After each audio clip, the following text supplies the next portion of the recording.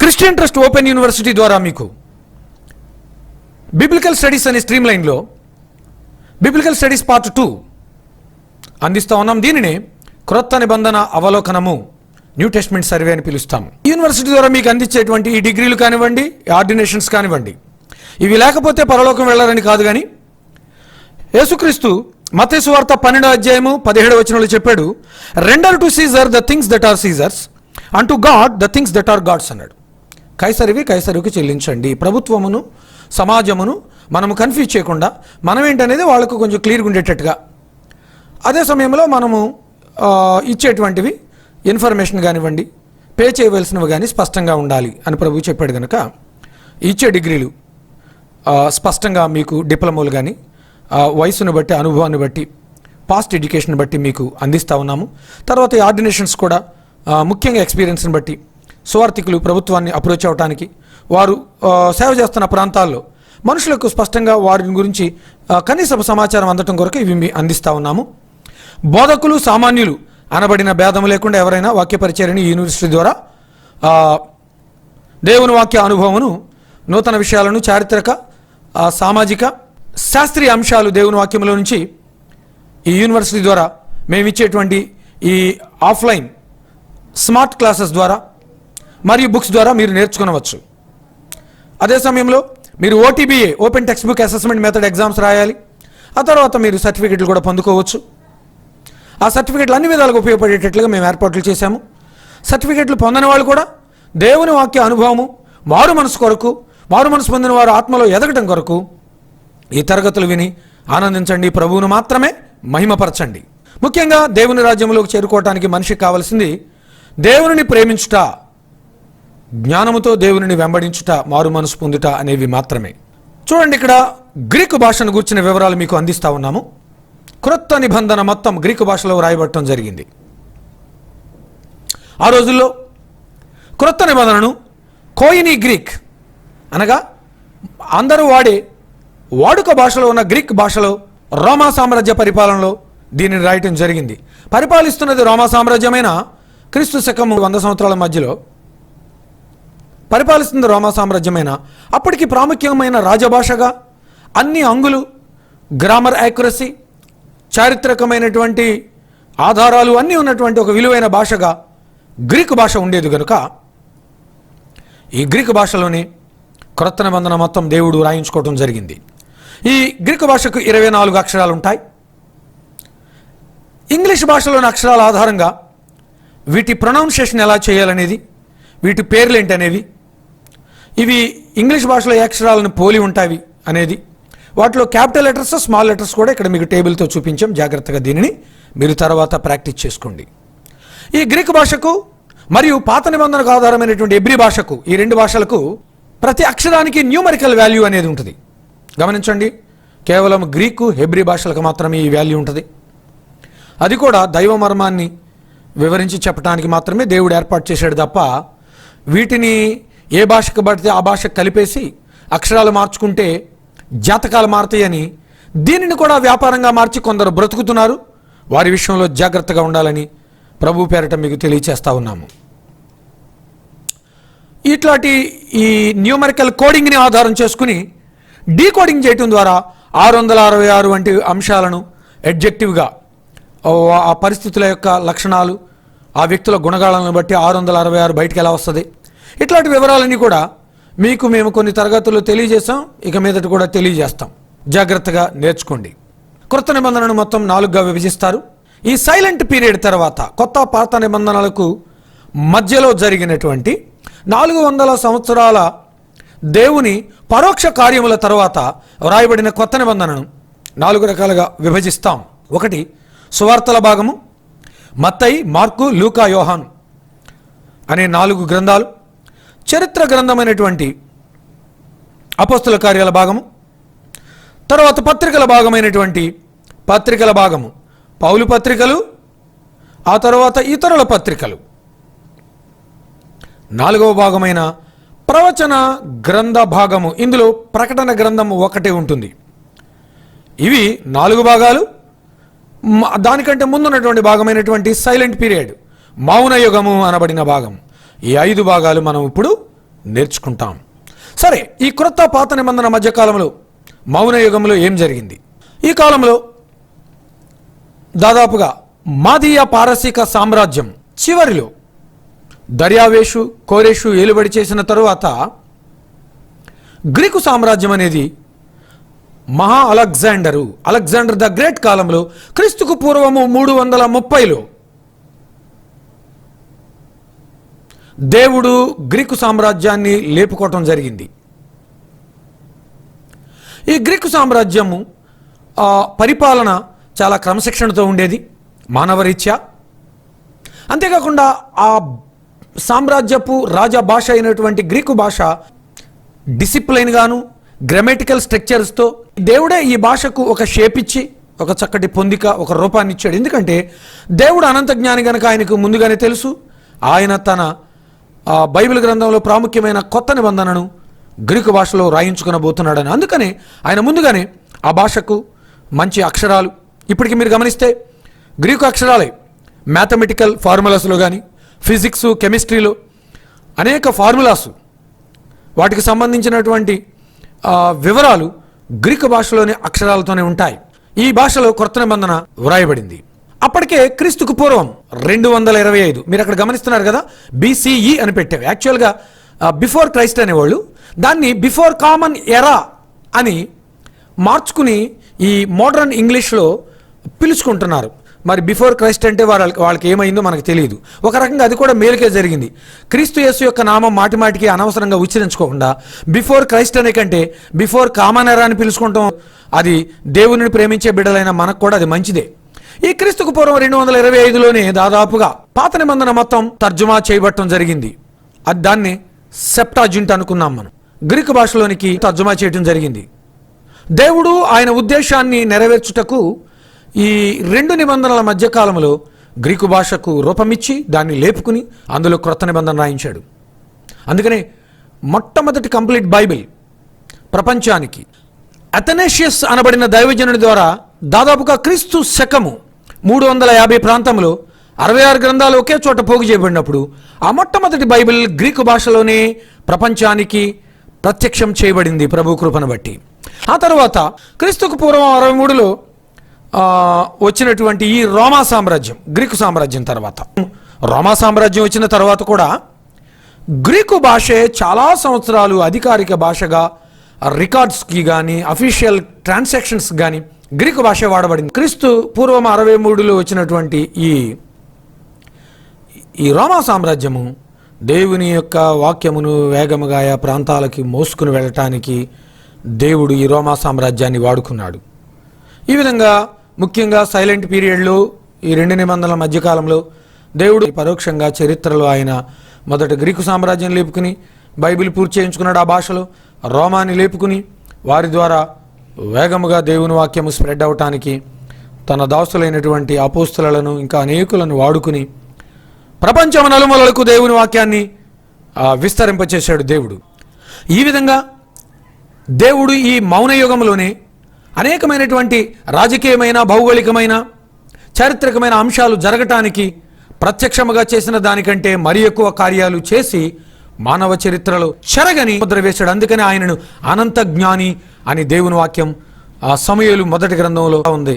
అన్నా అందే ఈజ్ ఆమ్నిసియంట్, ఆయన అనంత జ్ఞాని. జాగ్రత్త గమనించండి, ప్రపంచాన్ని ఏలుబడి చేయబోయేవి 7 బలమైన సామ్రాజ్యాలుగా ఉంటాయి. ప్రపంచ చరిత్ర అంతటిని మనం జాగ్రత్తగా చరిత్రను వాక్యాన్ని కలిపి నేను తీసినటువంటి లెక్క ఏంటంటే 7 మీకు ఉంటాయి. ఒకటి, మొట్టమొదటిగా ఈజిప్ట్ అనేది ఎక్కువ ప్రాంతాన్ని పరిపాలించింది. అప్పుడు కూడా దైవజనుడైన మోషే అందులో ప్రధానమైన పాత్ర పోషించాడు. ఆ తర్వాత బబులోను సామ్రాజ్యం వచ్చింది. ఆ తర్వాత 3వదిగా మాదీయ పారసీక సామ్రాజ్యం ఏలుబడి చేసింది. 4వదిగా గ్రీక్ సామ్రాజ్యం వెలుబడి చేయడం జరిగింది. 5వదిగా రోమా సామ్రాజ్యం వెలుబడి చేసింది. 6వది ద గ్రేట్ బ్రిటన్ అనబడినటువంటి బ్రిటిష్ సామ్రాజ్యం ప్రపంచాన్ని ఏలుబడి చేసింది. 7వదిగా 1000 ఏండ్ల పరిపాలనలో దేవుడే స్వయముగా యెరూషలేమును కేంద్రముగా చేసుకుని పరిశుద్ధుల పరివారముతో మహోన్నతుని పరిశుద్ధులకు రాజ్యాధికారం ఇస్తాడని దానియేలులో చెప్పబడినట్లుగా అధికారం ఇచ్చి 1000 ఏండ్లు ఈ భూమండలాన్ని ఇది వరకు పరిపాలించిన 6 సామ్రాజ్యాల్లో ఏ ఒక్కటి పరిపాలించనంత విస్తారముగా సంపూర్ణముగా పరిశుద్ధముగా ఆయనే పరిపాలించి ఈ 1000 ఏండ్లతో ఈ భూమి మీద తన పని అంతా కంప్లీట్ చేసిన తర్వాత అంతటా పాత ఆకాశము పాత భూమి గతించిపోద్దని ప్రకటన గ్రంథం 21వ అధ్యాయంలో మనం చూస్తాము. ఇక తర్వాత సూర్యుడు ఉండడు, చంద్రుడు ఉండడు, సముద్రము ఉండదు, నూతన ఆకాశము, నూతన భూమి, నూతన యెరూషలేము దిగి వచ్చును అని మనము ప్రకటన గ్రంథము 21వ అధ్యాయములో చూడవచ్చు. అనగా ఈ 1000 ఏండ్ల పరిపాలన తర్వాత కాలం వెళ్ళి నిత్యత్వంలో కలిసిపోవటం జరుగుతుంది. That is called eternity. ఆదికాండం 1వ అధ్యాయం 3వ వచనంలో స్టార్ట్ అయిన టైం కౌంట్ ప్రకటన గ్రంథం 21వ అధ్యాయంతో క్లోజ్ అయిపోయి మరలా ఎటర్నిటీ కంటిన్యూ అవటం జరుగుతుంది. జాగ్రత్తగా గమనించండి. ఇక్కడ దైవజనుడైనటువంటి దానియేలుకు కలిగిన దర్శనం ప్రకారం ఒక చార్టును చూద్దాం. ఈ చార్టు జాగ్రత్తగా మీరు గమనించండి. అవసరమైతే స్క్రీన్ షాట్ తీసుకున్న తర్వాత స్టడీ చేసుకోండి. Chronology of major empires in Daniel. ప్రాముఖ్యంగా ఇజ్రాయేలీలు చెరలో ఉన్న కాలం మొదలుకుని ప్రభు అయిన యేసు జన్మించే కాలం వరకు ఉన్నటువంటి సామ్రాజ్యాల లిస్ట్ 4 ప్రాముఖ్యమైనవి. ఇవి దానియేలు గ్రంథంలో మీరు వీటిని స్పష్టంగా చూడొచ్చు. దానియేలు గ్రంథం 2వ అధ్యాయంలో దానియేలు కలిగిన దర్శనంలో మొదటిది బబులోను సామ్రాజ్యము. ఈ బబులోను సామ్రాజ్యాన్ని సింహంతో పోల్చారు. దీన్ని బంగారు శిరస్సుతో కూడా పోల్చడం జరిగింది. రెండవది మాదియా పారసిక. దీనికి సంబంధించిన వారే దర్యావేష్ కానీ కోరెష్ కానివ్వండి. బబులోనికి సంబంధించిన వారు నెబుకద్నెజరు మరియు బెల్షెజరు ఉన్నారు. మాదియా పారసికను ఎలుగుబంటితో పోల్చారు. ఈ గ్రీక్ సామ్రాజ్యం ఎప్పుడు ప్రారంభమైందంటే క్రీస్తుకు పూర్వం 330లో ప్రారంభించడం జరిగింది. జాగ్రత్త గమనించండి. మాదియా పారసిక దీనిని ఎలుగుబంటితోనూ పొట్టేలుతోనూ కూడా పోల్చారు. గ్రీకు సామ్రాజ్యాన్ని అనగా ఇది క్రీస్తుకు పూర్వం 330లో ప్రారంభించడం జరిగింది. దీన్ని చిడత పులితోనూ మరియు మేకపోతుతో కూడా పోల్చారు. ఆ తర్వాత రోమా సామ్రాజ్యం క్రీస్తుకు పూర్వం 63లో ప్రారంభించబడి ఈ సామ్రాజ్యం చాలా కాలం కొనసాగింది. యెరూషలేమును క్రీస్తు శకం 70లో పూర్తిగా ధ్వంసం చేయడం జరిగింది సామ్రాజ్యం. దీనిని భయంకరమైనటువంటి క్రూర మృగముతో పోల్చడం జరిగింది. Terrifying and frightening beast. ఈ టోటల్ బైబిల్కి సంబంధించి ప్రత్యేకంగా ఇజ్రాయేల్ దేశానికి 12 గోత్రాలకు సంబంధించినటువంటి మ్యాప్లను ఒకసారి మనం చూసి అప్పుడు మిగతా తరగతిని కంటిన్యూ చేద్దాం. గమనించండి. ఇది ప్రపంచ పటం. This is called the world map. ఇందులో మీరు ఇజ్రాయేల్ దేశాన్ని గమనిస్తే 3 ఖండాలకు మధ్యలో ఉంటుంది అనమాట. అనగా ఇది ఆఫ్రికన్ కాంటినెంట్, ఆఫ్రికా ఖండము, ఇది ఐరోపా ఖండము, ఇది ఆసియా ఖండము. 3 ఖండాలకి మిడ్ పాయింట్లో ఇజ్రాయేలు దేశాన్ని మనం చూడవచ్చు. మీరు అనవచ్చు ఎందుకు ఈ 3 ఖండాలకు మిడ్ పాయింట్లో ఉందంటే ఆ రోజులలో జనం ఉన్నది ఈ 3 ఖండాల్లో మాత్రమే. అప్పటికింకా అమెరికన్ కాంటినెంట్ అనేది డిస్కవర్ కాలేదు, ఆస్ట్రేలియా కాంటినెంట్ డిస్కవరీ కాలేదు, అసలు ఆర్కిటిక్ అంటార్కిటిక్ అనే వాటికి ఒకటి ఉందని మనుషులు అక్కడికి చేరుకోనే లేదు. కనుక ఆ సమయంలో ఇజ్రాయేలు దేశము 3 ఖండాల మధ్యలో కేంద్ర స్థానంలో ఉండి బహుగా వర్ధిల్లుచూ ఉండేది. చూశారు కదా, ఇజ్రాయెల్ దేశానికి చుట్టూ ఇటు సిరియా, ఇటు ఇరాక్, జోర్డాన్, ఐగుప్తు అనగా ఈజిప్టు, సౌదీ అరేబియా ప్రాంతాలు, అటుపైన టర్కీ ఉంది. దీన్నే ఆసియా మైనర్, చిన్న ఆసియా అని కూడా పిలుస్తారు. పాతకాలంలో ఆసియా మైనర్, ఆసియా అని పిలిచేవాళ్ళు, చిన్న ఆసియాని. ఇప్పుడు దీనిని టర్కీ అని పిలుస్తున్నారు. ప్రకటన గ్రంథంలో రాయబడిన 7 సంఘాలు ఇక్కడే ఉంటాయి. ఈ 2 మ్యాపుల్ని మీరు గమనించండి. ఇది ఇజ్రాయెల్ యొక్క 12 గోత్రాలు కలిసి ఉన్నప్పుడు ఉన్నటువంటి ఈ మ్యాప్. ఇక్కడ వీళ్ళకి పై భాగాన హెర్మోను పర్వతం ఉంటుంది. ఈ హెర్మోను దగ్గర స్టార్ట్ అయినటువంటి ఆ మంచు యొర్దాను నదిగా ప్రవహించి ఇలాగున వచ్చి మృత సముద్రం దగ్గర ఇది క్లోజ్ అవుద్ది అనమాట. ఇది అతి సుదీర్ఘమైన నది. ఇది యొర్దాను అనేది నది మధ్యలో గలిలయ సముద్రం అనేటువంటి ఒక పెద్ద సరస్సు వంటిది ఒకటి ఉంటుంది. ఇదంతా కూడా మధ్యధరా సముద్రం అని పిలుస్తాం. దీని చుట్టూ ఇక్కడ ఏదోము దేశం ఉంది, ఇక్కడ సిరియా ఉంటుంది, ఈ క్రింద ఈ ఐగుప్తు సామ్రాజ్యం అనేది ఉండటం జరుగుద్ది. ఈ రూబేను, గాదు, మనష్షే అనబడిన గోత్రాలు ఇక్కడ వరకు వచ్చి ఆగిపోయి యెహోషువను రిక్వెస్ట్ చేశారు. మోషే కూడా ఈ ప్రాంతానికి వచ్చాడు. వచ్చి ఇక్కడ మోషే వాస్తవానికి వాగ్దాన భూమిలోకి రాలేదంటారు చాలా మంది. కాదు, యొర్దాను దాటలేదంటే. మోషే చనిపోయిన స్థలము రూబేను గోత్ర ప్రాంతమైనటువంటి ఈ నెబో శిఖరము, ఈ పిస్కా కొండ వద్ద ఉన్నటువంటి నెబో శిఖరం మీదకి దేవుడు పిలుచుకుని అక్కడ ఆయనని, మోషేని దేవుడు తీసుకోవటం జరిగింది. ఇక్కడే మోషే మృతి పొందాడని బైబిల్ చెప్తా ఉంది. మీరు ద్వితీయోపదేశకాండము చివరి అధ్యాయాన్ని చదువుకోండి. ఈ 3 గోత్రాలను ట్రాన్స్ జోర్డాన్ ట్రైబ్స్ అని పిలుస్తారనగా యోర్దాను యువతలో ఉన్నటువంటి నివసిస్తున్నటువంటి గోత్రాలు ఈ 3. మిగతా 9 గోత్రాలు యోర్దాను యువతల ఉండటం జరిగింది. యూనిఫైడ్ కింగ్డమ్, సమాఖ్య రాజ్యంగా ఉన్నప్పుడు ఈ విధంగా ఇజ్రాయేలు దేశం ఉండటం జరిగింది, 12 గోత్రాల రాజ్యం. కానీ ఇజ్రాయేలు దేశం విడిపోయిన తర్వాత బెన్యామీను, యూదా, సిమెయోను మాత్రమే దక్షిణ రాజ్యంగా పిలువబడ్డాయి. సొలొమోను కుమారుడు మొదలుకుని సిద్కియా వరకు ఈ ప్రాంతాన్ని పరిపాలించారు. ఇక పైన 9 గోత్రాలు ఇటు ఉండటం జరిగింది. గమనించారు కదా. అప్పుడు కూడా రూబేను, గాదు, మనష్షే ఇక్కడ ఉన్నాయి. దానులో కొంతమంది వచ్చి ఈ ప్రాంతంలో కొంతకాలం తర్వాత నివసించడం జరిగింది. కనుక ఈ మ్యాప్స్ని మీరు జాగ్రత్తగా స్టడీ చేసుకోండి. విభజిత రాజ్యంలో దక్షిణ గోత్రాలేవి, ఉత్తర గోత్రాలేవి. అలాగే దైవజనుడైన మోషే వాగ్దాన భూమిలోకి వచ్చాడు, కానీ వాగ్దాన భూమి మధ్యలోనికి రాలేదు, అనగా యోర్దాను దాటలేదు. ఇక్కడ పిస్గా కొండనందున్న నెబో శిఖరం మీదకి వచ్చి అక్కడ మోషే చనిపోవటం జరిగింది. అక్కడ నుంచి ఇజ్రాయేలీలను యెహోషువ నడిపించి వాగ్దాన భూమి మధ్యలోనికి తీసుకువెళ్ళాడు. ఇక్కడ గమనించండి, కొత్త నిబంధనలో ఏ గ్రంథం ఎప్పుడెప్పుడు రాయబడింది అనేది మనం ఇక్కడ స్పష్టంగా చూడొచ్చు. మత్తయి సువార్త క్రీస్తు శకము 50వ సంవత్సరంలో రాయబడటం జరిగింది. మార్కు 52, లూకా 55వ సంవత్సరంలో రాయబడటం జరిగింది. యోహాను సువార్త రాసినటువంటి రచయితల పేర్లు కూడా పక్కన ఇచ్చాము, జాగ్రత్తగా గమనించండి. యోహాను సువార్తను క్రీస్తు శకము 60లో శిష్యులలో చిన్నవాడైనటువంటి యోహాను, ప్రభువు ప్రేమించిన శిష్యుడు అని పేరు పెట్టబడిన యోహాన్ని రాశాడు. అపోస్తలుల కార్యాలను మాత్రము లూకా సువార్త రాసిన లూకానే రాశాడు. ఇందుకు మన గుర్తు ఓ థియోఫిలా అని. థియోఫిలస్ అనగా లవ్డ్ బై గాడ్, దేవుని వలన ప్రేమింపబడిన వాడు అని ఒక మీనింగే తప్ప ఒక సర్టన్ పర్సన్ అని కాదు అక్కడ అర్థం.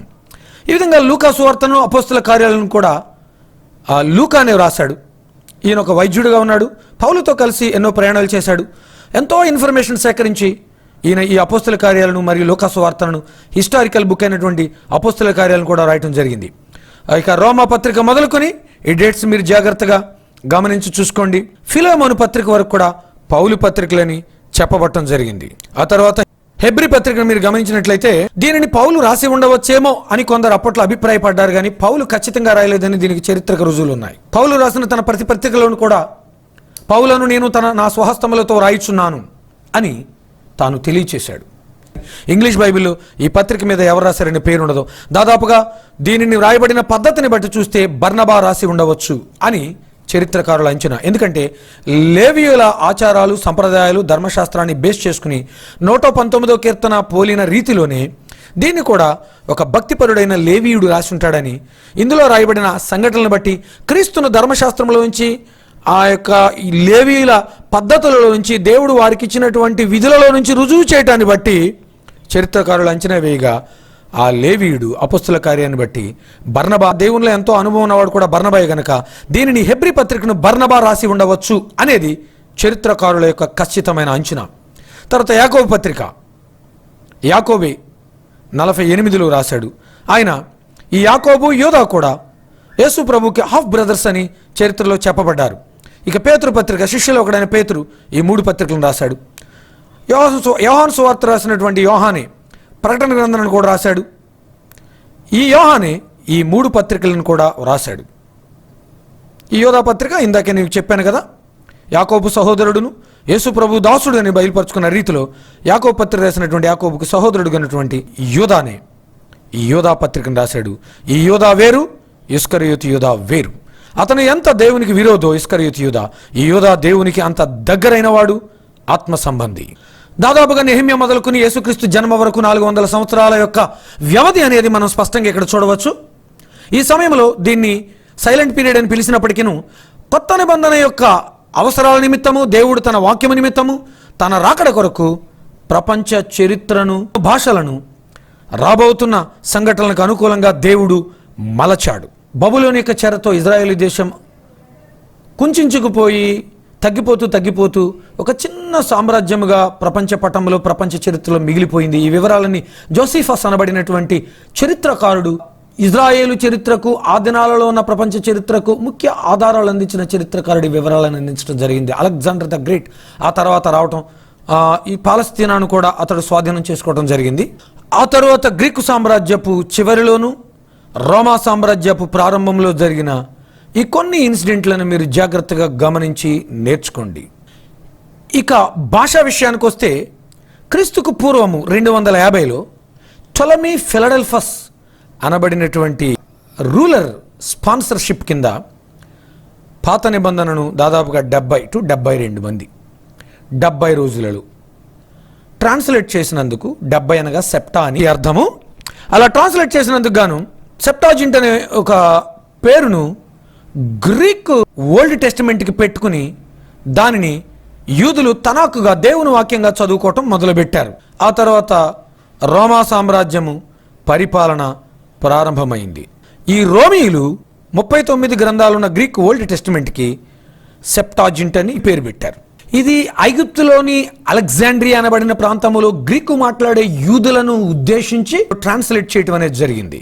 అందుకనే పాలస్తీనాకు బయట ఉన్నటువంటి యూదులందరికీ కూడా ఈ సెప్టాజింటే బైబిల్ వలె ఆ రోజుల్లో పూర్తిగా అంగీకరించబడి ఆ స్టడీ చేయబడటం జరిగింది. దీనిని ఆధారం చేసుకునే క్రైస్తవులు ఆ తర్వాత అపోక్రిఫ అనబడిన అప్రమాణిక గ్రంథాలు ప్రచారం లేకుండా కంట్రోల్ చేయటానికి యూదులు వాడినటువంటి అదే పాత నిబంధనను క్రైస్తవులు కూడా కొత్త నిబంధన చేతికొచ్చే వరకు కూడా వాడుకుని అపోస్తలుల బోధనలను బేస్ చేసుకుని దానిని చక్కగా ఉపయోగించుకున్నారు. దాని తర్వాత రోమన్ క్యాథలిక్లు అందులో అపోక్రిఫ అనబడినటువంటి గ్రంథాలను కలిపి పర్మనెంట్గా పెట్టాలని చూశారు, కానీ అది వారికి ఫలితం ఇవ్వలేదు. దేవుడు కటాక్షించలేదు, అది దేవుని చిత్తంలో లేదు. ఇప్పటికీ వాటిని సపరేట్గానే పెట్టుకుని వాళ్ళు వాడుకుంటున్నారు తప్ప ఎవరో వాటిని, చివరికి ఆ కలిపినటువంటి రోమన్ క్యాథలిక్లు కూడా దాన్ని అధికారికంగా అంగీకరించరు, వాటిని సరిగ్గా చదవరు. క్రొత్త నిబంధనలో క్రీస్తు కనబడిన విధం యొక్క సారాంశము ప్రతి పుస్తకంలో ఏ విధంగా ఉందో క్లుప్తంగా ఒకసారి చూద్దాం. మత్తయి సువార్తలో ఆయనని యూదులకు రాజుగా చూపించడం జరిగింది. మార్కు సువార్తలో మీరు ఇక్కడ రెఫరెన్స్ల పక్కన చూసుకోండి, దేవుని యొక్క సేవకుడిగా చూపించడం జరిగింది. లూకా సువార్తలో ఆయనని మనుష్య కుమారుడిగా చూపించడం జరిగింది. యోహాను సువార్తలో ఆయన్ని దైవ కుమారునిగా చూపించడం జరిగింది. అలాగే అపోస్తుల కార్యాల్లో ఆరోహణుడైనటువంటి ప్రభువుగా ఆయన్ని చూపించారు, ప్రభు అయిన యేసును. రోమా పత్రికలో విశ్వాసులకు ప్రభు అయిన యేసే నీతి అని తెలిసేటట్లుగా స్పష్టంగా వ్రాయటం జరిగింది. అలాగే మొదటి కొరింథీ పత్రికలో ఆయనే విమోచన అని లేక పవిత్రీకరణ అని తెలియచేసేటట్లుగా రాయటం జరిగింది. అదే రెండవ కొరింథీ పత్రికలో ఆయన సర్వసమృద్ధిగా చూపిస్తూ ఆయనను తెలియచేశారు.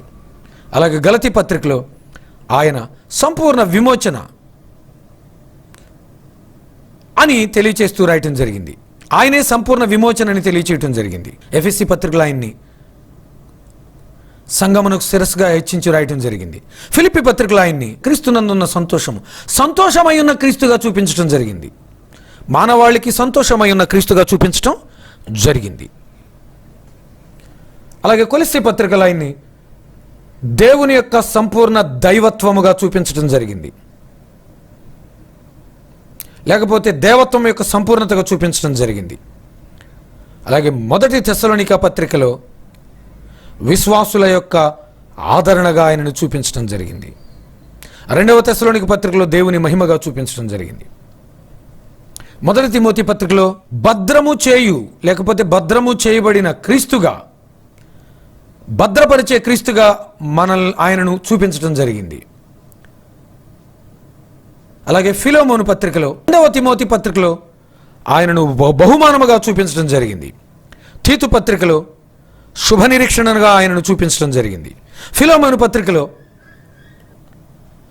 మానవాళికి ప్రత్యామ్నాయముగా తనను తాను అప్పగించుకున్నటువంటి రక్షకునుగా ఆయన్ని చూపించడం జరిగింది.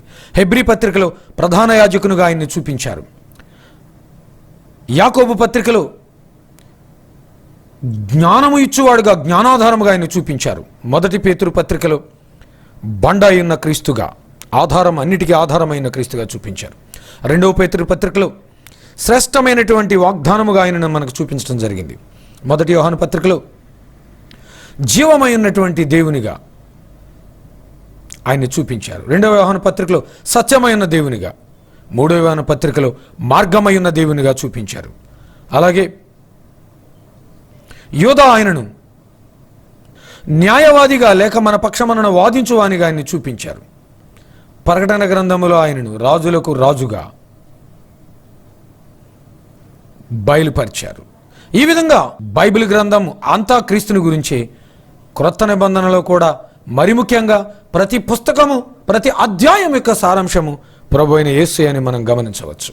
అలానే ప్రభు అయిన యేసుక్రీస్తు కాలంలో ఇజ్రాయేలు దేశం ఏ విధంగా విభజించబడింది అనేది ఒకసారి మీరు ఈ మ్యాప్ ద్వారా నేర్చుకోండి. యూదయ, సమరయ, గలిలయ అనబడిన ప్రాంతాలుగా యోర్దాను లోపలి ప్రాంతము ఉండేది. ఇది డెకపొలి అనే ప్రాంతం. డెక అనగా 10, డెక అనగా 10 అనగా 10 పట్టణములతో కూడిన ఒక ప్రాంతముగా ఇది డెవలప్ అవ్వబట్టి దీన్ని డెకపొలి అని పిలిచేవారు. ఇది గెరాసీను ప్రాంతం. ఇక్కడే 2000 దయ్యములు పట్టిన వారిని ప్రభు అయిన యేసు విడిపించడం జరిగింది. ఇక్కడ ఈ సమరయ ప్రాంతాన్ని ఇజ్రాయేలీలు అప్పట్లో ఇష్టపడేవాళ్ళు కాదు. ఇక్కడ సంకర జాతి ప్రజలు ఉంటారనేది వాళ్ళ అభిప్రాయం. అందుకనే వాళ్ళు యూదయ నుంచి గలిలయకి వెళ్ళవలసి వచ్చినప్పుడు ఇలాగూ తిరిగి వెళ్ళేవారు తప్ప ఈ ప్రాంతం నుంచి వెళ్ళేవారు కాదు. కానీ ప్రభువైన యేసు ఈ ప్రాంతం మధ్యలో నుంచి వెళ్ళి సమరయ స్త్రీకి సుఖారు అనబడినటువంటి ఈ ప్రాంతంలో ఆమెను కలిసి ఆమెకు మాట్లాడి ఆమెకు జీవజలమునిచ్చి అక్కడ కొన్ని దినములుండి ఆ పట్టణంలో అనేకులను ప్రభు రక్షణ మార్గంలోకి నడిపించడం జరిగింది. ఇది యేసుక్రీస్తు కాలములు ఇజ్రాయేలు యొక్క దేశ పటము, మ్యాప్. దీనిని మీరు జాగ్రత్తగా స్టడీ చేసుకోండి. ఇది అపోస్తులుడైన పౌలు యొక్క మొదటి దండయాత్ర లేకపోతే స్వార్థ ప్రయాణం యొక్క మొత్తం వివరాల పటం, మ్యాప్. ఆయన ఎక్కడ ప్రారంభించాడు? మొట్టమొదటి స్వార్థ దండయాత్ర సెలూకై అనబడిన ప్రాంతంలో ప్రారంభించబడి ఆయన ఈ విధంగా ఈ మ్యాప్లో మీరు చూస్తున్నట్లుగా ప్రయాణించి ఈ పంఫూలియా మీదుగా అంతియోకేకు వచ్చి ఇకోనియము, ఇటు నుంచి దెర్బే, మళ్ళీ అక్కడ నుంచి రిటర్న్ అయ్యి మరలా పంఫూలియా విజిట్ చేసుకుని పెర్గాకు వచ్చి అంతియోకైతో క్లోజ్ చేయడం జరిగింది. ఈ విధంగా ఇతని మొట్టమొదటి సువార్త దండయాత్ర ప్రయాణము అనేక దేశాలు, ప్రాంతాలు, భాషల మీదుగా కొనసాగింది. కానీ వెళ్ళిన ప్రతి స్థలంలో చెదిరిపోయిన యూదులను బేస్ చేసుకుని మొట్టమొదటి సువార్త దండయాత్రలో ఆయన సువార్తను ప్రకటించడం ప్రారంభించారు. ఈ అపోస్తులకు భక్తిగల స్త్రీలు, ప్రత్యేకంగా పౌలుకు భక్తిగల స్త్రీలు ఆయా ప్రాంతాల్లో ఇబ్బందులు కలుగజేశారని చూస్తాం. ఈ నామకార్థులు, భక్తిగల స్త్రీలు సకల లోకాన్ని ప్రేమించేవాళ్ళు. వాళ్ళు స్త్రీలు కానీ పురుషులు కానీ ఎవరైనా అటు వారితో ప్రమాదమే. పౌలు యొక్క 2వ సువార్త దండయాత్ర, ఈ 2వ దండయాత్ర వివరాలు మీరు తెలుసుకోవటానికి ఈ అంతియోకేయు మొదలుకుని ఏ విధంగా కొనసాగిందో, ఇకోనియము, ఆ తర్వాత త్రోయ, ఈ మధ్యలో వదిలేసిన కూడా మీరు చూడుకోండి, ఫిలిప్పి, యాంఫిఫోలిస్, ఇదే మార్గంలో తెస్సలోనిక అనబడిన స్థలాన్ని కూడా వారు విజిట్ చేసి అక్కడ కూడా సువార్తను ప్రకటించారు. అకయ, కొరింథ్ ఇలాగొస్తూ కైసరు తిథి ముగించబడింది. ఆ తర్వాత కొద్ది రోజుల్లో అతడు యెరూషలేము నుంచి అంతియోకు కూడా ప్రయాణం చేసినటువంటి సందర్భం ఉంది. పౌలు యొక్క 3వ సువార్త దండయాత్ర వివరాలు ఇక్కడ ఉన్నాయి. ఈ 3వది కూడా అంతియోకుతో ప్రారంభమై తార్సు, తాను పుట్టి పెరిగిన స్థలమైనటువంటి తార్సు మీదుగా, ఇకోనియం మీదుగా ఎఫెసు పట్టణము. ఈ ఆసియా అనే మాట మీరు గమనించండి. దీన్ని ఆసియా మైనర్, చిన్న ఆసియా అని అప్పట్లో పిలిచేవాళ్ళు. ఇప్పుడు దీనిని టర్కీ అని పిలుస్తూ ఉన్నాము. ఇలాగ ప్రయాణమై అతడు చివరికి కొరిందుకు, కింక్రియాకు చేరుకుని మరి అదే మార్గంలో రిటర్న్ వచ్చి అసోసుకు వచ్చిన తర్వాత డివైడ్ అయ్యి ఈ తూరు మీదగా సీజరియా, జెరూసలేంతో క్లోజ్ అయింది. ఆ తరువాత ఈ 4 సువార్తల భాగం, ఈ 4 సువార్తలను ఏ పద్ధతిలో రాశారు, ముఖ్యంగా ఎవరిని ఉద్దేశించి రాశారు, ఏ ముఖ్యాంశంతో రాశారు, రచన పద్ధతి ఏ విధంగా రాశారు, ఏ అంశాన్ని మరి ముఖ్యంగా తెలియజేయడానికి రాశారనేవి చూద్దాం. ఎవరిని ఉద్దేశించి రాశారు? మత్తయి సువార్త యూదులను ఉద్దేశించి రాయటం జరిగింది. మార్కు సువార్త అన్యజనులు మరియు రోమీలను ఉద్దేశించి రాయటం జరిగింది. లూకా సువార్త గ్రీకు భాష మాట్లాడే క్రైస్తవులందరినీ ఉద్దేశించి రాయటం జరిగింది. యోహాను సువార్త మనుషులందరినీ ఉద్దేశించి, సర్వలోకాన్ని ఉద్దేశించి రాయటం జరిగింది. అలాగే సిగ్నిఫికెంట్ థీమ్స్, ముఖ్య అంశాలు ఏమిటంటే, మత్తయి సువార్తలో యేసు ఏ విధంగా పాత నిబంధన ప్రవచనములన్నీ నెరవేర్చువాడై ఉన్నాడో ఆయన ప్రవచనమునకు నెరవేర్పు అని రాయటం జరిగింది. మార్కు సువార్తను యేసుక్రీస్తు జీవితంలో నుంచి మొత్తం అంశాలు ప్రతీదీ స్నాప్షాట్స్గా చిన్న చిన్న భాగాలు అందిస్తూ, ఏది వదిలిపెట్టుకోకుండా దాదాపుగా అన్నీ కవరప్ చేస్తూ క్లుప్తంగా పూర్తి వివరాలు అందించేటువంటి ఒక యాక్షన్ ప్లాన్ బుక్గా ఇది రాయటం జరిగింది. లూకా సువార్త యేసుక్రీస్తుని సంపూర్ణ దైవముగా, సంపూర్ణ మానవుడిగా, పూర్ణమైన దైవ మానవుడిగా చూపించడం కోసం రాయటం జరిగింది. అలాగే యోహాను సువార్త రక్షణకు ప్రాముఖ్యమైన ఆధారము, అవసరమైనది, విశ్వాసమని చెప్పటం కోసం రాయటం జరిగింది. వ్రాయబడిన విధానం, మత్తయి సువార్తను టీచింగ్ స్టైల్లో రాశారు, మార్కు సువార్తను కథా వివరణ పద్ధతిలో రాశారు, లూకా సువార్తను చరిత్రక ఆధారాల పద్ధతిలో రాశారు, యోహాను సువార్తను థియలాజికల్ జ్ఞానం, దైవ తత్వ జ్ఞాన రూపంలో రాశారు. మత్తయి సువార్తలో యేసు యొక్క ప్రసంగాలను కేంద్రంగా వాటిని ఆధారం చేసుకుని రాయటం జరిగింది. మార్కు సువార్త ఈ యేసు చేసిన అద్భుతాలను తెలియచేయటం కొరకు రాయటం జరిగింది. లూకా సువార్త యేసు మానవుడిగా మానవ బలహీనతలన్నీ ఎలా భరించాడో తెలియజేయడానికి రాయటం జరిగింది. అలాగే యోహాను సువార్త యేసుక్రీస్తు జీవితము, ఆయన బోధనల యొక్క ప్రిన్సిపల్స్, సిద్ధాంతాలను బేస్ చేసుకుని రాయటం జరిగింది. అపోస్తలుల కార్యములు అనేది సువార్తల తర్వాత దేవుడు పరిశుద్ధాత్మునిగా ఏ విధంగా తన పనిని ఆపకుండా కొనసాగించాడో తెలియజేయడానికి సువార్త యెరూషలేము మొదలుకొని రోము వరకు, ఆనాటికి ప్రపంచానికి, అప్పట్లో ప్రపంచానికి హెడ్ క్వార్టర్గా ఉన్నటువంటి ఇటలీ క్యాపిటల్ అయినటువంటి రోముకు సైతం సువార్త ఏ విధంగా వెళ్ళిందో తెలియజేయడానికి రాయటం జరిగింది. ఈ అపోస్తలుల కార్యములు అనేది పత్రికల వలె సిద్ధాంతపరమైన పుస్తకాల్లా కాకుండా ప్రపంచ చరిత్ర సువార్త ద్వారా ఒకేసారి ఏ విధంగా మార్పు చెందింది అనేది, the mega shift, the important mega shift in the entire world history, మొత్తం ప్రపంచ చరిత్రలో ప్రాముఖ్యమైనటువంటి పెను మార్పును తెలియచేయటానికి రాయబడిన పుస్తకం. ఈ పత్రికల భాగాల్లో, మరి ముఖ్యంగా పౌలు పత్రికల్లో విశ్వాసం యొక్క సిద్ధాంతము, మరో మాటలో చెప్పాలంటే నిజమైన యథార్థమైన విశ్వాసమే మన సిద్ధాంతము అని తెలియజెప్తూ రాయటం జరిగింది. ఈ విషయాన్ని ఆత్మీయంగాను ప్రాక్టికల్గాను వాళ్ళు అనుభవించి వ్రాసి అపోస్తులు, మరి ముఖ్యంగా పౌలుతో ఉన్నటువంటి అనుచరులు, మిగతా అపోస్తులు అందరూ మనకు తెలియజేయటం జరిగింది. ఈ ప్రకటన గ్రంథంలో, ఈ మొత్తం ప్రకటన గ్రంథంలో దేవుని యొక్క విమోచన, దాని పరిపూర్ణత ఏ విధంగా జరుగుద్ది చివరికి అనేది తెలియజేయడానికి రాయటం జరిగింది. ఈ భూప్రపంచంలో ఉన్న సమస్తము, మరి ముఖ్యంగా దేవునిని ప్రేమించేవారు, వారికి ఇవ్వబడినటువంటి సమస్తము కూడా క్రీస్తుతో నిత్యత్వంలో ఆనందించబోతున్నారు అనేది ఈ ప్రకటన గ్రంథంలో అల్టిమేట్గా వ్రాసి, కాలం నిత్యత్వంలో ఏ విధంగా కలిసిపోబోతుంది, ఈ నిత్యానందము దేవుని పిల్లలు, ప్రత్యేకంగా విమోచించబడిన దేవుని ప్రజలు ఏ విధంగా అనుభవించబోతున్నారనేది తెలియజేయటానికి వ్రాయబట్టడం జరిగింది. అలాగే 4 సువార్తలను మీరు గమనిస్తే 4 సువార్తలు ఏ విధంగా పోల్చబడ్డాయి, ఏ అంశాలు 4 సువార్తల్లో రాయబడ్డాయి, ఏ అంశాలు 3 సువార్తల్లోనే రాయబడ్డాయి, ఏ అంశాలు 2 సువార్తల్లోనే రాయబడ్డాయి, ఏ అంశాలు 1 సువార్తలోనే రాయబడ్డాయి అనే విషయాలు మనకి ఇందులో అర్థమవుతాయి. ఒక ఉదాహరణకి ఇది ఏ విధంగా స్టడీ చేసుకోవాలో నేను మీకు చెప్తాను.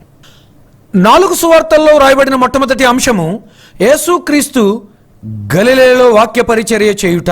ఇక్కడ నుంచి యేసు ప్రభు మారు మనసు గురించి ప్రకటించడం అనేది ప్రారంభం చేశాడు. ఈ విధంగా 4 సువార్తలో మొట్టమొదటిగా దేవుడు మారు మనసు ఇవ్వటానికి వచ్చాడు అనేది బలంగా చెప్పబడింది. ఒకటి, దేవుడు పరలోకపు జీవాహారం ఇచ్చేవాడని. రెండవది, చాలా మందిని ఆహారంతో పోషించడం, ఆయన శారీరకంగా కూడా పోషించేవాడు అనేది రెండవసారి చెప్పబడిన అంశం. ఇక మూడవది, యేసుక్రీస్తు గాడిదపై ఊరేగుచు రాజుగా ఆయన యెరూషలేము పట్టణములోనికి ప్రవేశించాడు. మత్తయి సువార్త 21లో కానివ్వండి, మార్కు 11, లూకా 19, యోహాను 12 అధ్యాయం ఏ విధంగా ఆయన రాజుగా ప్రజల స్తుతులు అందుకొనుచు యెరూషలేము పట్టణంలో ప్రవేశించాడు. ఇలాగూ మనం గమనిస్తే మొదటిగా ఆయన పరలోకం నుంచి జీవాహారం ఇచ్చే దేవుడని, రెండవది 5,000 మందిని ఆహారంతో పోషించిన సంగతి 4 సువార్తల్లో రాయబట్టడం ద్వారా ఆయన అందరినీ పోషించే దేవుడని, మూడవది ఆయన మనుషుల వద్ద నుంచి మహిమను స్తుతులను అందుకోవటానికి ఇష్టపడే దేవుడని, ఆయన మనుషులను దీవించే దేవుడు అని అర్థం అవటం. ఇలా 4 సువార్తలో రాయబడిన అంశాలకు మొదటి ప్రాధాన్యత ఇస్తాం, తర్వాత 3లో రాయబడినట్టుకి రెండవ ప్రాధాన్యత ఇస్తాం, 2లో రాయబడినవి తర్వాత, ఒకే సువార్తలో రాయబడినది తర్వాత ప్రాధాన్యత. ఎందుకంటే మనకు తెలుసు కదా, ఎక్కువ సార్లు చెప్పబడే మాటకు మనం ఎక్కువ ప్రాధాన్యత ఇస్తాం. దేవుడే ఒకే విషయాన్ని అన్నిసార్లు రాయించాయంటే అది ఎంత ప్రాముఖ్యమైన విషయం కాకపోతే ఆయన రాయిస్తాడు, అది మనం ఆత్మీయ జ్ఞానంతో అర్థం చేసుకోవాలి. ఈ 4 సువార్తల భాగంలో ముఖ్య అంశం క్రీస్తు యొక్క కార్యాచరణ మొత్తము ఏ విధంగా నెరవేర్చబడిందో తెలియజేయటం. క్రీస్తు యొక్క వాటర్ మార్క్స్ ఏ విధంగా పాత నిబంధనలో ఉన్నావో ఇవన్నీ క్రొత్త నిబంధనలో ప్రత్యక్షపరచబడ్డాయి. క్రీస్తు చరిత్రకారుడుగా ఏ విధంగా వచ్చాడు, ఆయన స్వయంగా తానే రక్షణ కార్యాన్ని ఏ విధంగా జరిగించి ముగించి విజయవంతంగా తండ్రికి అప్పగించాడనేది సువార్తల్లో వ్రాయబడినటువంటి సత్యం. ఈ విధంగా పాత నిబంధనలో నిరీక్షించబడిన క్రీస్తు అనబడిన నిరీక్షణ క్రొత్త నిబంధనలో వాస్తవమై దైవిక రూపమై ప్రత్యక్షపరచబడటం అనేది జరిగింది. అలాగే అపోస్తల కార్యాల్లో అప్పటి వరకు సువార్తలలో వాగ్దాన భూమికి మాత్రమే పరిమితమైనటువంటి ఆ సువార్త అపోస్తల కార్యాల్లో ప్రోపగేట్ అయి క్రీస్తును వారు విస్తృతంగా ప్రకటిస్తూ పరిశుద్ధాత్మ పూర్ణులై ప్రకటిస్తూ యూదయ, సమరయ, గలిలయ దాటి ప్రపంచమంతటికి సువార్తను వారు ప్రకటించి భూలోకమును తలక్రిందులు చేయువారుగా ఏ విధంగా పేరు తెచ్చుకుని క్రీస్తు సువార్త చేత లోకమును నింపారు అనేది అపోస్తలుల కార్యాలు రాయబడింది. అలాగే పత్రికల భాగంలో సువార్తలలో క్రీస్తు సువార్త యొక్క నెరవేర్పు వాగ్దాన భూమిలో ఎలాగ జరిగిందో రాయబడితే, ఆ తరువాత అనగా వాగ్దాన భూమిలో ఇతర దేశముల నుంచి వచ్చినటువంటి అన్యులను కూడా ఆయన ఈమె నిజముగా అబ్రహాము కుమార్తె అన్నాడు, ఇతడు నిజమైన ఇజ్రాయేలుడని ఒక రోమా సైనికాధికారితో అన్నాడు. కానీ అపోస్తల కార్యాల దగ్గరికి వచ్చేటప్పటికి ఆయన తన శిష్యులను బయటికి పంపి మొత్తం భూమండలం అంతా ఏ విధంగా సువార్త ప్రకటించబడిందో తెలియచేసే విధంగా అపోస్తలుల కార్యాలు రాయించడం జరిగింది. కానీ పత్రికల దగ్గరికి వచ్చేటప్పటికి ఈ ప్రకటించబడిన సువార్తను ఏ విధంగా కార్యరూపములో అనుదిన జీవితంలో అనుభవపూర్వకంగా క్రీస్తు ముందు దేవుని ఎదుట జరిగించి దీవెన పొందాలని తెలుసుకోవడానికి వ్రాయించడం జరిగింది. మరి ముఖ్యంగా పౌలు పత్రికల్లో విశ్వాసులకు క్రీస్తునందున్నది ఏమిటి, ఆ ఆనందము, ఆ దీవెన, ఆ నిత్యత్వము, ఆ వెసులుబాట్లన్నీ కూడా పూర్తిగా వివరిస్తూ పౌలు పత్రికలు మనకు తెలియజేస్తాయి. పత్రికలలో చివరి పత్రిక అయినటువంటి యూదా పత్రిక పరిశుద్ధులకు ఒక్కసారి లేక విశ్వాసులకు ఒక్కసారి అప్పగించబడినటువంటి ఆ సువార్త నిమిత్తమై మనము చేయవలసినటువంటి ఎఫర్ట్ లేదా కంటెన్షన్, పోరాటం ఏమిటి అనేది మనకి బాధ్యత తెలియచేస్తూ పత్రికల భాగం అనేది ముగించబడటం జరిగింది. ఇక ప్రకటన గ్రంథం, ఈ ప్రకటన గ్రంథంలో క్రీస్తులో సంపూర్ణత లేకపోతే దేవుని ప్రజలు వారికి ఇవ్వబడిన సమస్తము క్రీస్తులో ఏ విధంగా ముగించబడి సంపూర్ణం చేయబడుతుంది అనేది చెప్పబడింది. అక్కడ వాళ్ళ యొక్క నిత్య సంతోషం ఏ విధంగా ప్రారంభించబడుతుంది అనేది కూడా ప్రకటన గ్రంథం చివరిలో విశ్వాసులకు తెలియచేయబడింది. కొలస్సీ పత్రిక 1వ అధ్యాయము 15, 16 వచనాల్లో చెప్పబడినట్లుగా ఆయన అదృశ్య దేవుని స్వరూపి అయి సర్వసృష్టికి ఆది సంభూతుడై ఉన్నాడు. ఎలయనగా ఆకాశమందున్నవియు భూమి అందున్నవియు దృశ్యమైనవి గాని అదృశ్యమైనవి గాని అవి సింహాసనములైనను ప్రభుత్వములైనను ప్రధానులైనను అధికారములైనను సమస్తమును ఆయన యందు సృజించబడెను, సర్వమును ఆయన ద్వారాను ఆయన బట్టియు సృజించబడెను. ఇదే ఇంగ్లీష్ బైబిల్లో సర్వమును ఆయన ద్వారాను ఆయన కొరకు సృష్టించబడెను అని వ్రాయబడి ఉంటుంది. కనుక ఈ లోకంలో ఉన్నది ఏదైనది, టెక్నాలజీ కానివ్వండి, ఎడ్యుకేషన్ కానివ్వండి, వస్తువు కానివ్వండి, ఒక రిలేషన్షిప్ కానివ్వండి, whatever it may be that we have been given by God, it has been given through him and for him. ఆయన ద్వారా ఆయన కొరకు ఇవ్వబడిందని మనం గమనించి ఆయన కొరకు తిరిగి ఉపయోగించడం ప్రారంభిస్తే అది ఒకటికి 100 రెట్లు. ఇంకా మనం చెప్పాలంటే యెషయా గ్రంథం 60:20 చెప్పినట్లుగా 1000 రెట్లుగా దీవించబడి తిరిగి మరలా మనకే అది ఆశీర్వాదకరంగా మారుతుంది. అలాగూ మనకు కలిగిన సమస్తమును దేవుని కొరకు ఉపయోగించి ఆయన ద్వారా దీవించబడి సదా ఆయనతో నడుస్తూ సకల ఆనందం అనుభవించి ఆయననే మహింపపరిచే కృప ఆయన సదా మనకు దయచేసి మహిమా ఘనతలు పొందుకొనుగాక. ఆమెన్.